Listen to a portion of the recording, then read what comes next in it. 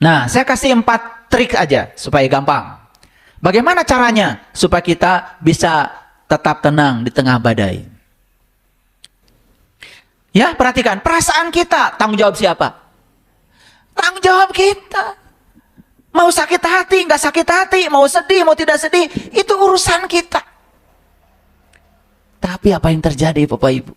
Perasaan kita dilarutkan kepada situasi di luar diri kita. Seolah-olah kita adalah korban, padahal kita pelakunya. Dan ketika kita mengurusi ketololan orang lain, kita jadi tolol. Ngapain kita melawan kejahatan dengan kejahatan? Kita tidak disuruh oleh Allah melawan kejahatan. Yang ada, minta perlindungan kepada Allah dari kejahatan. Allah itu luar biasa, tidak ternoda, maha pengasih, maha penyayang, maha suci, tak ternoda. Seburuk apapun kamu perilakunya, aku tetap maha suci dan berada dalam dirimu.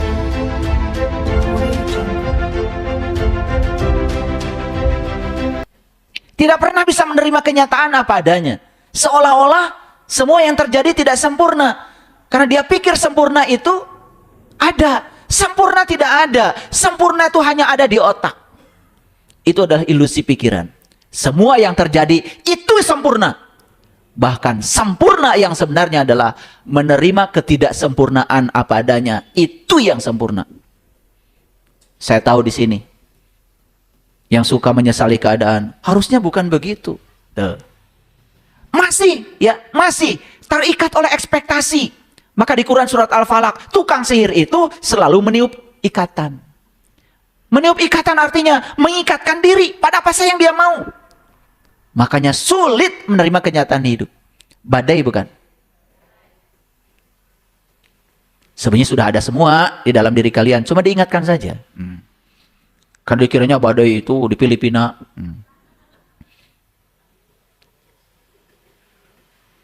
Di Texas. Jauh-jauh teuing. Betul nggak? Bapak Ibu, badai yang di luar tidak berbahaya. Ada yang menghina saya, menghujat saya, karena saya menyampaikan sesuatu yang berbeda. Saya tidak anggap badai itu. Terima kasih, semua sudah jadi guru-guru saya. Membuat saya jadi lebih waspada, banyak belajar. Karena apa? Yang akan menghancurkan saya bukan mereka yang menghujat saya. Kalau hujatan itu masuk di pikiran saya, dan kemudian itu yang akan menghancurkan saya. Betul nggak Bapak Ibu? Jujur ya. Jadi siapa yang punya potensi menghancurkan diri kita? Siapa? Diri kita. Kamu kali bawa-bawa saya. Diri siapa? Nah gitu, jujur atau sekali-kali ngaji teh. Kita lagi yang babarengan wae. Ya. Diri saya gitu harus berani. Nah, berani untuk bisa mengambil tanggung jawab. Yes. Masuk dulu sini. Ini di Quran surat Ar-Rum. Surat Ar-Rum itu surat yang ke-30 ayat 36. Jadi Allah mengatakan begini. Dan apabila kami rasakan sesuatu rahmat kepada manusia, niscaya mereka gembira dengan rahmat itu. Dan apabila mereka ditimpa suatu musibah, disebabkan kesalahan yang telah dikerjakan oleh tangan mereka sendiri, tiba-tiba mereka berputus asa. Ini ayat keren. Kalau rahmat itu tidak ada dari tanganmu, tapi rahmat itu dari Allah. Maka Allah disebut kekuatan positif. Makanya Allah itu kalau orang-orang barat disebut cinta. Cinta itu bukan rasa perasaan sebetulnya, jauh melampaui itu. Makanya Ronda dalam bukunya The Power, dia menyebut Tuhan itu adalah cinta, yaitu kekuatan positif. Makanya itu cocok ya. Kata-kata Ronda itu dengan ayat yang berbunyi, segala kebaikan dari Allah, tapi segala keburukan itu hasil dari tanganmu sendiri.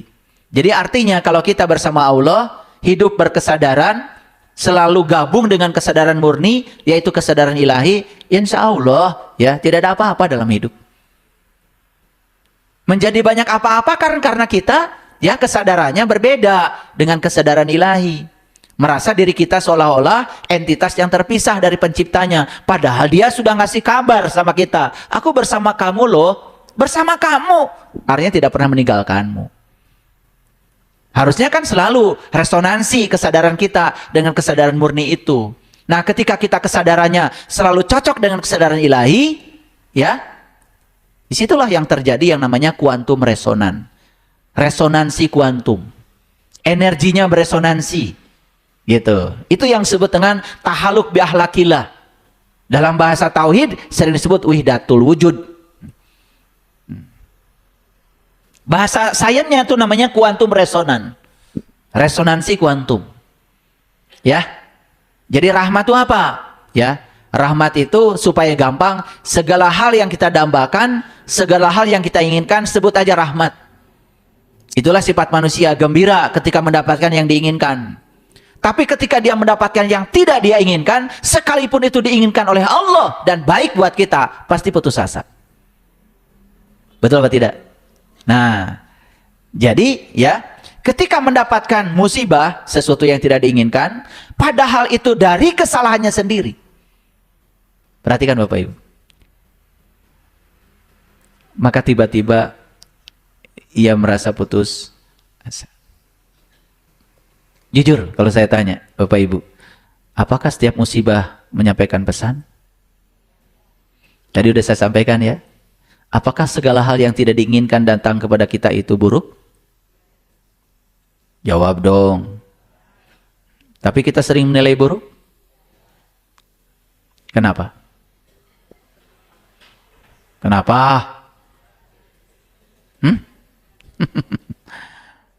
Tahu ya alasannya udah? Karena kamu nggak sabar. Suka gampang memvalidasi. Gampang terjebak benar, salah, baik, buruk. Padahal benar salah dari mana tadi? Dari pikiran. Kesadaran tidak mengenal benar salah. Kesadaran itu hanya mengamati aja. Karena kesadaran itu apapun yang terjadi, bagi kesadaran itu kebenaran. Di balik semua itu pasti ada pesan yang sedang disampaikan kepada kita. Nah, saya kasih 4 trik aja supaya gampang. Bagaimana caranya supaya kita bisa tetap tenang di tengah badai? Trik yang pertama, lepaskan keinginan untuk mengendalikan semua yang tidak bisa dikendalikan. Dan fokus saja kepada segala hal yang bisa dikendalikan. Catat itu. Apa? Lepaskan keinginan mengendalikan yang tidak bisa dikendalikan dan fokus saja pada apa yang bisa dikendalikan. Apa yang tidak bisa dikendalikan? Lihat saya semuanya ke sini. Pasangan kita tidak bisa dikendalikan. Bahkan tubuh kita pun, nih tubuh nggak bisa dikendalikan. Bapak Ibu dulu, cantik ganteng semuanya. Dulu. Sekarang juga masih cantik sama ganteng sebetulnya. Cuman kurang dikit. Betul nggak? Mulai peot, betul? Mulai segala karasa, betul nggak? Dulu mah waktu kecil cengkatnya langsung, ayo nama apaan? Kunang-kunang heula, garing nyepeng cangkeng, leres dah Bu? Nah, bisa nggak dikendalikan tubuh kita? Nggak bisa. Bayangkan Bapak Ibu, tubuh sendiri aja kita tidak bisa mengendalikan. Komo atau tubuh anu sanes. Apalagi tubuh orang lain. Itu orang lain mau ngomong apa, mikir apa, sikapnya kayak apa, nggak bisa dikendalikan. Sementara Bapak Ibu selalu ingin mengendalikan mereka, harus bicara seperti yang Ibu mau. Kok Ibu ya?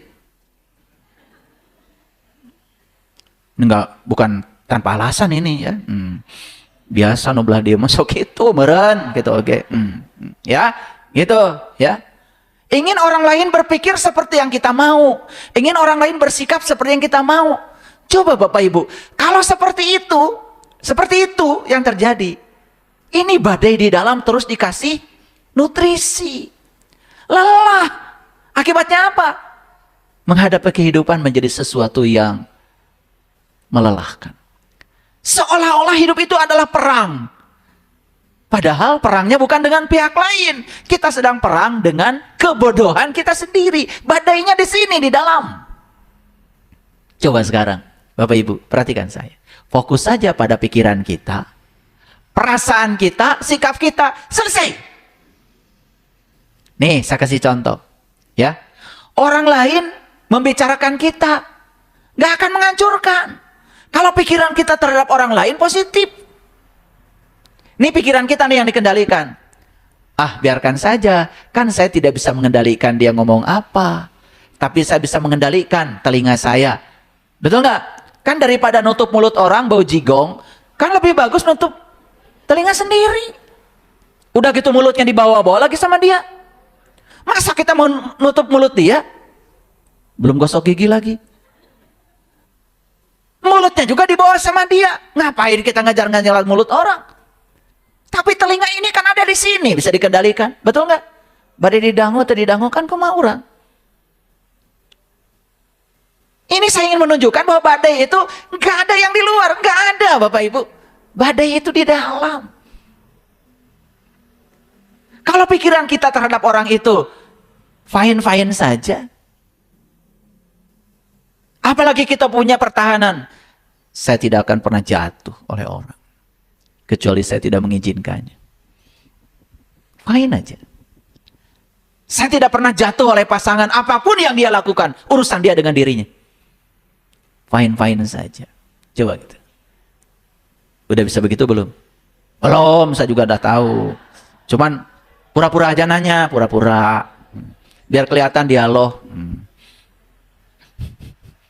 Wajah-wajahnya udah kelihatan di sini. Serem-serem kayak gini udah pasti. Ya, perhatikan. Perasaan kita, tanggung jawab siapa? Tanggung jawab kita. Mau sakit hati, nggak sakit hati, mau sedih, mau tidak sedih, itu urusan kita.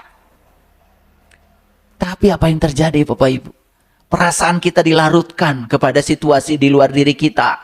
Seolah-olah kita adalah korban. Padahal kita pelakunya.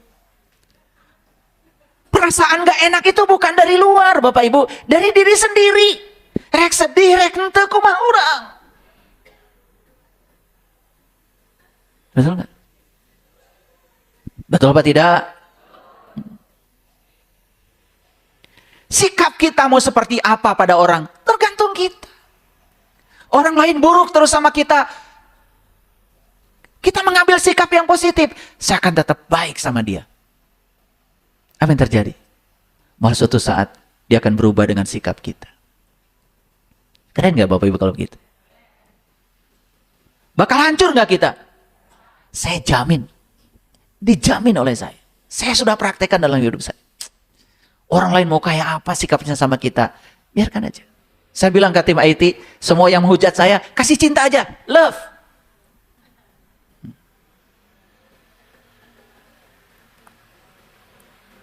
Ada yang bilang, Saiful Karim pendeta yang sedang menyamar, love. Khusus yang begitu, banyakin cintanya, saya bilang. Jadi cintanya dibanyakin tuh, nggak tahu berapa baris itu. Ngapain? Ngurusi ketololan orang lain. Dan ketika kita mengurusi ketololan orang lain, kita jadi tolol. Ngapain kita melawan kejahatan dengan kejahatan?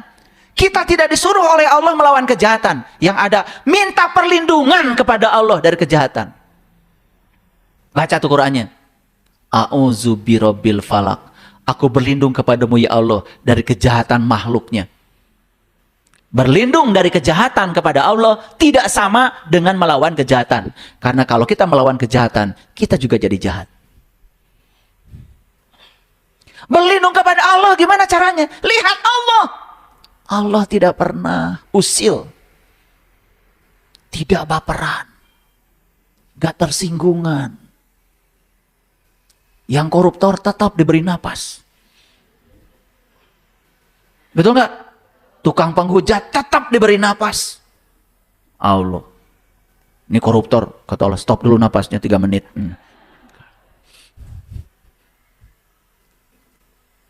Allah itu luar biasa. Tidak ternoda. Maha pengasih, maha penyayang, maha suci. Tak ternoda. Seburuk apapun kamu perilakunya, aku tetap maha suci dan berada dalam dirimu. Engkau bagai air yang jernih di dalam bekas yang berdebu. Allah itu diumpamakan air yang jernih, walaupun wadahnya berdebu. Zahirnya kotoran itu terlihat, kesucian terlindung jua. Tetap dia maha suci. Kamu mau kotor kayak apapun, tidak akan menodaiku, kata Allah. Aku tidak benci sama kamu. Aku tidak akan pernah menghukumi kamu. Kamu tidak pernah dikutuk oleh aku, kata Allah. Tapi kamu dikutuk oleh kegelapan batinmu sendiri. Cinta bukan hanya di mata. Cinta lahir di dalam jiwa. Tetap aja Allah mencintaimu. Apapun kelakuan, sejauh apapun kamu, dia tetap mendekapmu. Tidak pernah tidur, pernah ngantuk. Selalu memanggilmu. Aku rindu kepadamu, pulang anak-anak semestaku.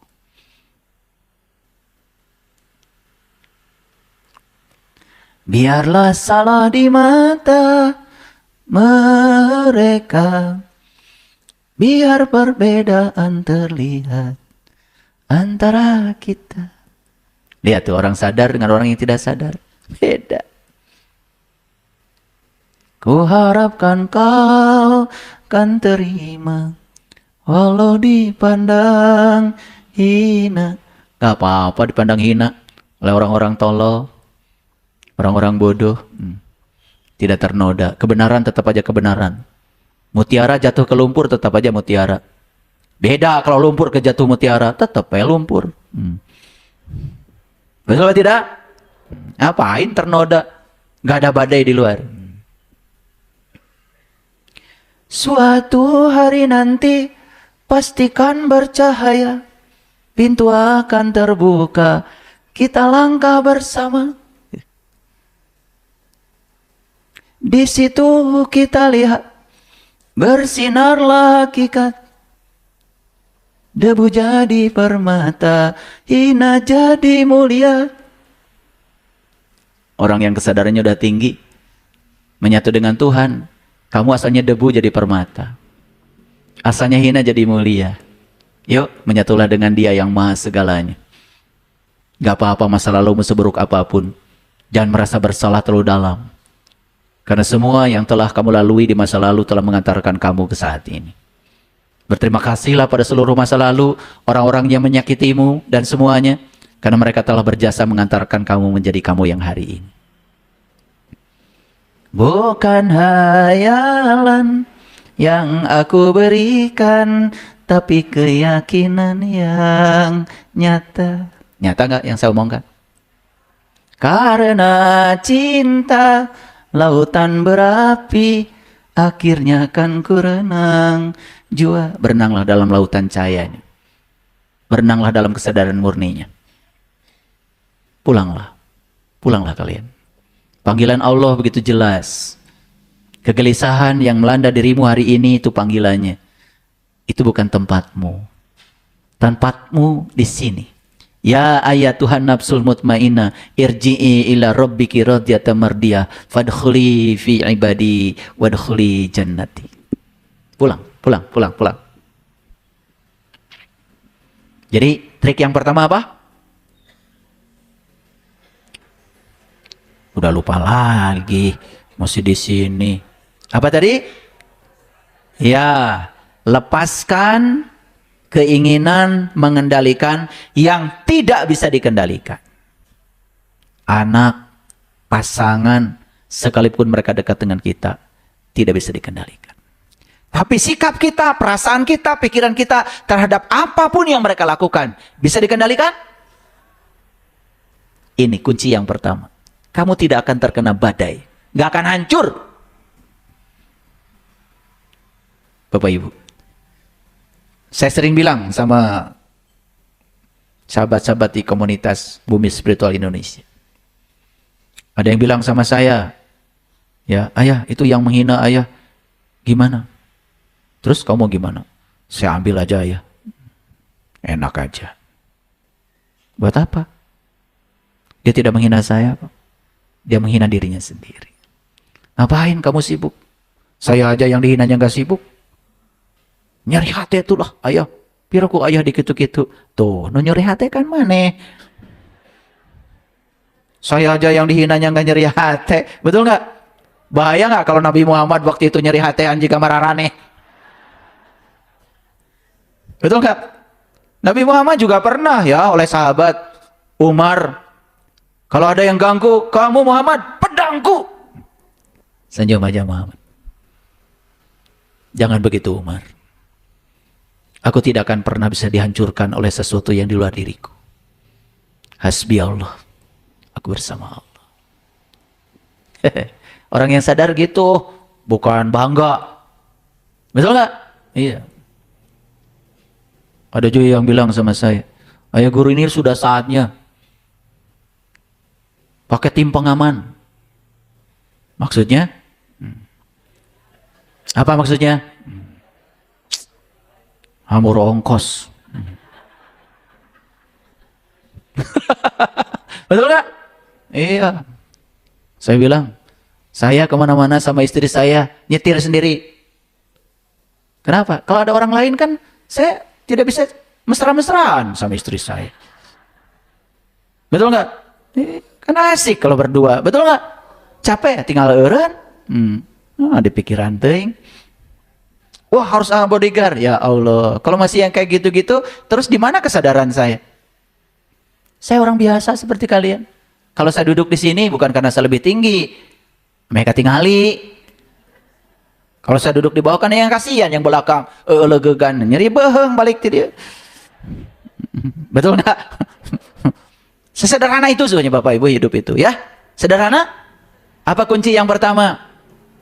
Lepaskan kebiasaan mengendalikan sesuatu yang tidak bisa dikendalikan. Fokus pada yang bisa dikendalikan. Apa? Pikiran, perasaan, dan sikap. Yes? Siap praktek? Karena pulang dari sini langsung nanti. Langsung nanti. Buah di jalan, buah di rumah. Pasti. Kalau udah ngaji dengan saya, biasanya suka langsung. Awas, ingat itu. Ketika orang ya bicara macam-macam, ingat. Saya tidak bisa mengendalikan mulut kamu. Saya tidak bisa mengendalikan pikiran kamu. Saya tidak bisa mengendalikan sikap kamu. Makanya saya kendalikan pikiran saya terhadap kamu. Gitu. Hancur enggak? Ya, kuat gak di dalam? Nah, ini badai mulai melempem nih. Ya. Makanya sehebat apapun badai di luar, udah gak ngaruh. Makanya tidak usah cari ilmu teterak dekadek. Cari ilmu aja supaya jauh tina bedong. Paham ya? Paham apa tidak? Nah, ilmu itu yang harus dicari. Ilmu akhlak. Makanya jangan menyakiti siapapun. Ya? Ya kan? Yang sebelah sini nih. Jangan menyakiti pasangan. Saya pengen ngomong gini ke sebelah sini nih. Nggak tahu, pokoknya saya pengen ngomong begitu. Ada energi yang masuk ke sini nih. Beda sedikit dengan pasangan, beda pikir, beda pikiran, beda. Udah, memang kamu berbeda. Allah tidak pernah menjodohkan orang yang sama. Piraku sarwa sama jenis kelaminnya, piraku. Jenis kelaminnya aja udah berbeda. Betul? Bentuk tubuhnya berbeda. Betul? Psikologinya berbeda, cara berpikirnya beda. Diampropkan ku Allah supaya kalian tuh belajar memahami dan menerima, menghormati bahwa kamu berbeda. Itu aja. Jalan nanti rumah tangganya. Beda dikit, cerai. Wah. Ya. Masih lagi ya. Sudah rumah tangganya berantakan, masih nasihatin rumah tangga orang. Kumaha hari maneh? Oh, ka era. Ini masyarakat tuh nggak butuh nasihat, nggak butuh. Butuh role model, butuh teladan. Karena kalau di level orang yang besar, punya pengaruh, melakukan tindakan seperti itu, ngari lu hadap. Betul apa tidak? Kan gampang cari pembenaran. Karena si Anu juga begitu, tuh. disangka benar. Apalagi pakai gelar-gelar kerohanian, kiai ke, apa ke, ngasih contoh terbalik, kumaha lamun dicontoh ku masyarakat. Teu izin gitu. Lepaskan heula tuh gelarna. Ya. Nih sebelah sini nih. Kalian.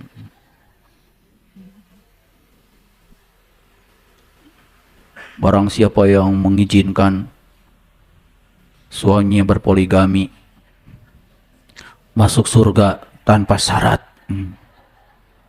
Eta mah hadis riwayat hidung belang.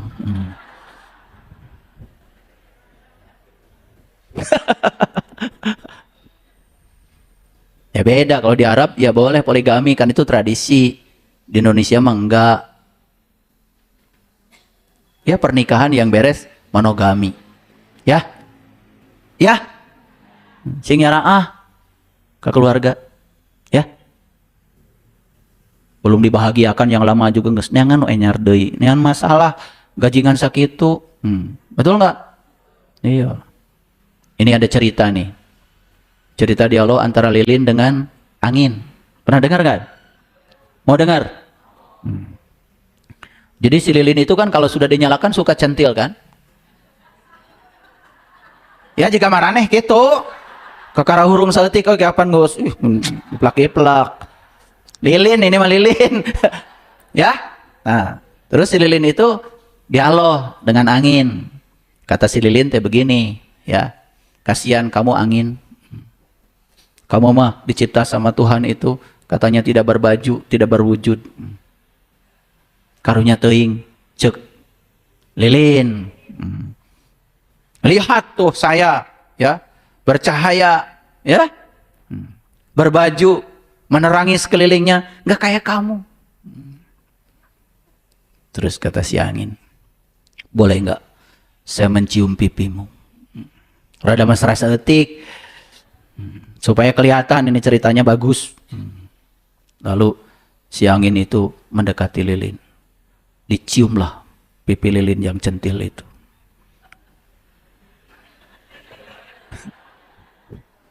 Begitu dicium apa yang terjadi Bapak Ibu? Parem. Ya. Begitu udah padam, bingung itu si lilin. Ya. Dia udah menghina angin. Baru disentuh sedikit aja, lalu si angin bicara begini, saya sudah menyentuh banyak bintang di semesta ini, bahkan dengan sentuhan yang sangat kasar dari saya, dan mereka tetap aja menyala terang. Ini kamu lilin, baru dikecup aja, mati. Paham maksud saya? Cing atuh kakara jadi lilin mah, tong asalnya angan batur. Betul? Ada masalah sedikit aja amruk. Itu badai di dalam. Bapak Ibu, makanya ya belajar spiritual itu small step. Kuatkan di dalam akarnya dulu, ya. Jangan pameran keluar.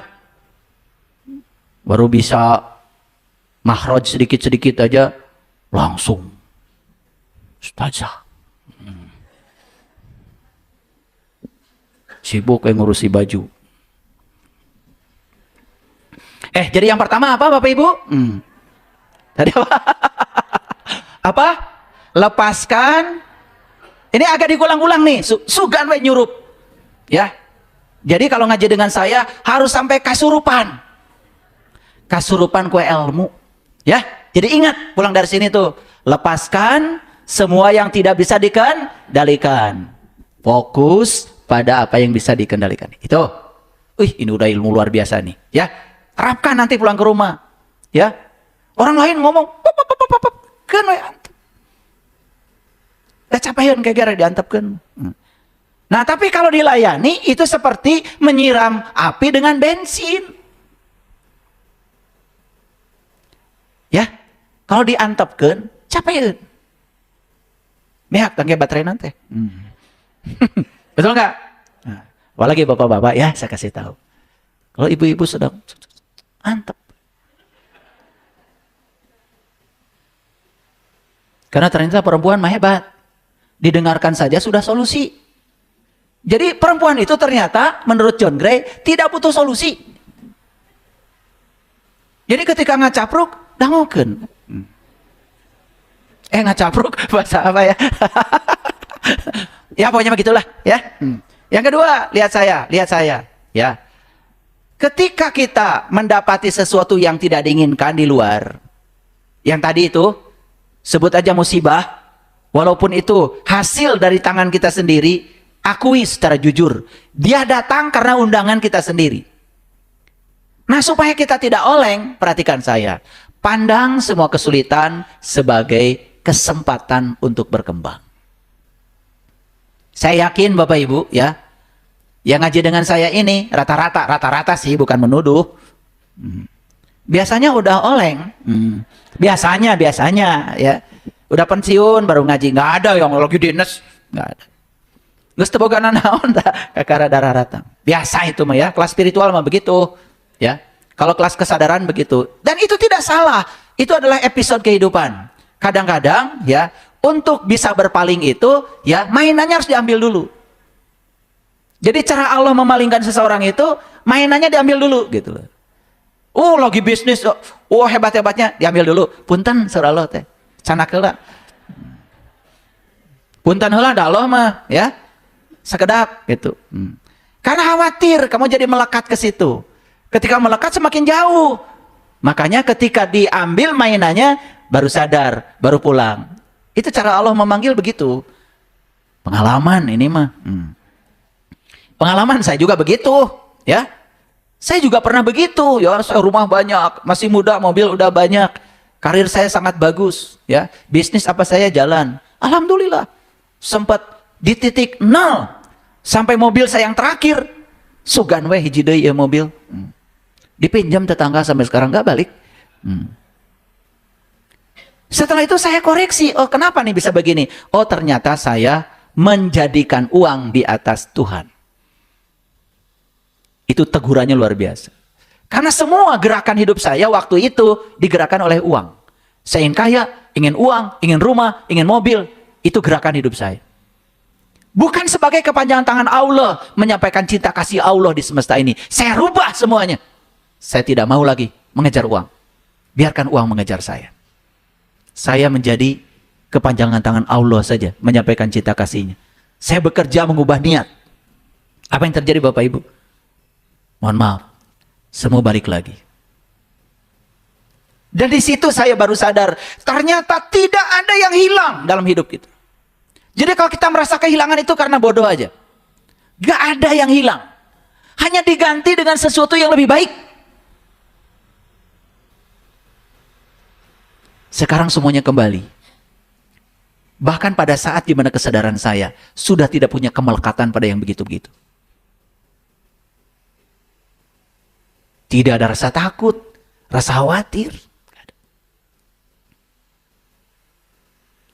Sudah tidak ada lagi rasa-rasa yang seperti itu. Dulu mobil baru, kutabrak delman tuh di Cimindi.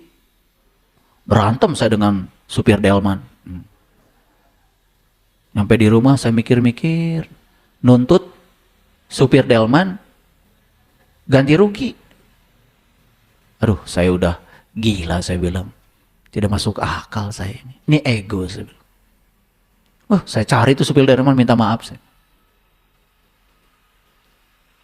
Di titik kesadaran, kita menuntut orang coba harus mengganti sesuatu yang orang ini tidak punya kemampuan. Tega banget. Saya pernah mengalami itu. Dan saya ditegur oleh kesadaran saya. Sampai saya menangis. Saya cari itu. Saya minta maaf. Kadang-kadang arogansi seperti itu. Bapak Ibu. Sama ya seperti ibu-ibu. Minta dicintai sama suami. Udah terbuka cinta. Tong dipaksa. Ya. Jadi yang suka selingkuh macam-macam. Gak punya cinta. Butuh cinta. Ya. Paham ya? Ya. Ini udah gak punya cinta. Tolong dong saya cintai. Tahu gak saya tahu. Dia itu defisit cinta. Makanya tidak bisa mencintai. Dia butuh cinta. Makanya butuh dicintai. Maka ungkapkan aja cinta kita pada dia. Nanti suatu saat dia bisa mulai mencintai. Gitu cara merubahnya. Awas, bukan dirantai di rumah supaya mencintai ya. Awas. Itu tindakan yang tidak tepat. Jahat nggak? Tahu.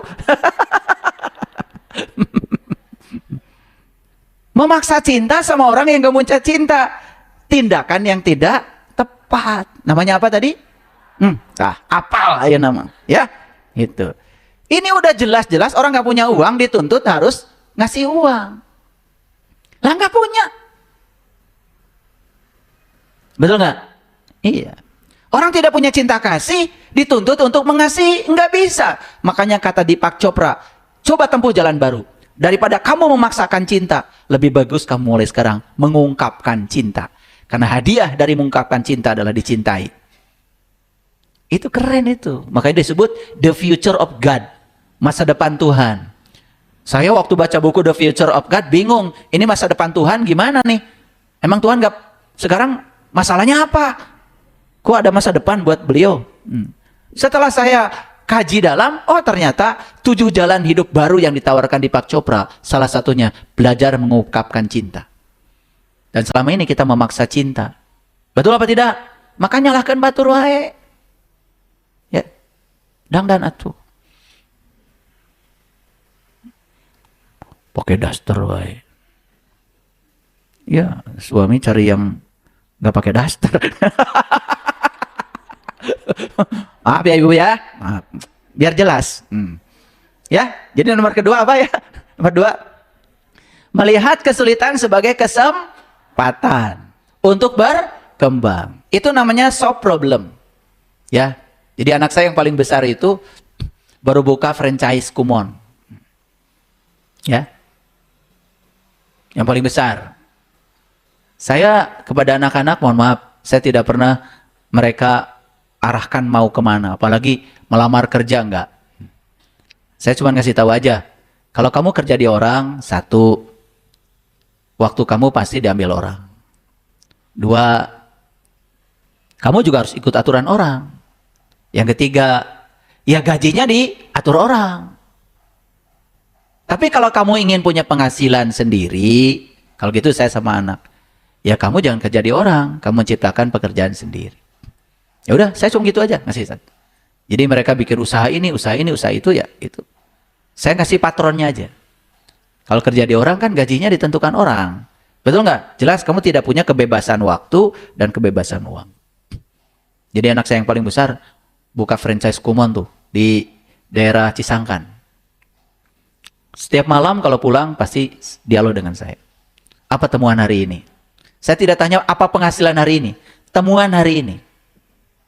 Oh, saya bisa membuat anak yang tadinya tidak fokus jadi fokus. Kok saya di usia seperti ini bisa memberikan saran-saran sama orang tua yang salah mendidik anaknya? Gimana, kamu senang? Senang. Ada kepuasan katanya teteh di pekerjaan ini. Nanti uang mencari kamu. Jadilah kepanjangan tangan Allah menyampaikan cinta kasih. Jangan berpikir uang. Biarkan saya uang nanti menghampiri. Ya setiap malam kalau pulang saya ajak dialog, diskusi. Jadi ya seperti itu Bapak Ibu. Ada kepuasan dalam hidup. Ketika kita fokus kepada yang kita senangi, yang kita sukai, pasti akan berkembang. Jadi bekerja tidak merasa sebagai beban, apalagi merasa sebagai pekerjaan, sesuatu yang menyenangkan, menyenangkan. Nah, saya bilang, berarti kan teteh setiap hari berhadapan dengan masalah. Yes. Saya kasih tahu. Teteh dulu sekolah. Waktu sekolah itu ujiannya bohong, teh. Kok bohong? Kan 1 semester diajarin dulu. Betul nggak? Setelah diajarin 1 semester, nanti akhir semester kan diuji. Yang diuji kan yang diajarin. Bohong kan? Dikasih kisi-kisi lagi. Oh iya ya, jadi sekolah yang sebenarnya kehidupan, yes. Teteh bangun pagi, tidak tahu masalah yang dibawa ibu-ibu terhadap anaknya apa. Tapi kita jadi mikir, itu namanya soft problem. Jadi Bapak Ibu sekarang, ketika kita dihadapkan pada masalah, sebetulnya Allah sedang mengembangkan kapasitas kita. Di situ kita akan mengalami yang namanya peningkatan keterampilan hidup, terutama keterampilan kognisi. Keren nggak? Keren. Jadi kalau ada masalah, apa sekarang sudut pandangnya? Kesempatan bagi saya untuk berkembang. Kesempatan bagi saya untuk belajar. Kesempatan bagi saya untuk meningkatkan kapasitas diri. Keren nggak? Kira-kira badai di dalam mulai tenang? Tenang. Nah, saya kasih mantranya. Mantranya, ya, hai masalah, sekarang saya sudah punya Allah yang maha besar. Gitu mantranya. Apa? Dihafalkan. Hai masalah, saya sekarang sudah punya Allah yang maha besar. Selama ini mantranya gimana? Ya Allah, aku punya masalah besar. Nah, salah mantranya. Akibatnya Allah jadi lebih kecil dari masalah. Kan tadi bilang, ya Allah, aku punya masalah yang besar. Jadi, kata-katamu yang bilang di sholat Allahu Akbar itu bohong. Sekarang diganti. Hai masalah, aku punya Allah yang maha besar. Allahu Akbar. Yes? Oke. Yang ketiga. Nih yang ketiga. Kalau ada badai yang datang kepada kita dari luar. Lihat saya. Jangan buru-buru menyalahkan siapapun yang di luar. Tarik segera ke dalam. Tarik napas yang dalam. Beri jeda. Karena siapa tahu masalah sebenarnya adalah di dalam diri kita sendiri. Itu yang disebut dengan refleksi diri, bercermin pada diri sendiri. Sederhana Bapak Ibu, ya. Saya sering mengambil contoh yang sederhana. Ya, konflik dalam rumah tangga itu biasa. Karena sedang belajar untuk menerima dan menghargai perbedaan itu. Wajar. Saya anggap wajar. Yang penting sabar, jangan sampai berpisah. Kasihan anak-anak.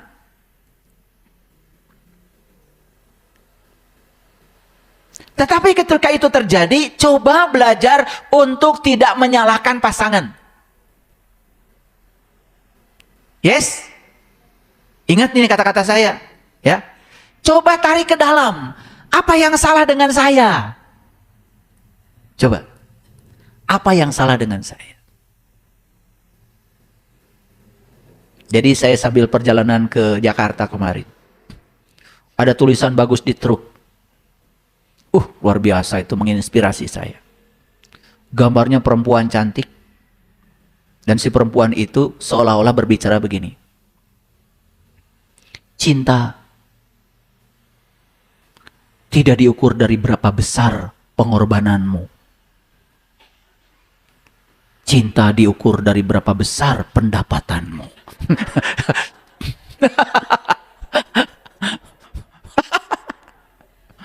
Bagus kan?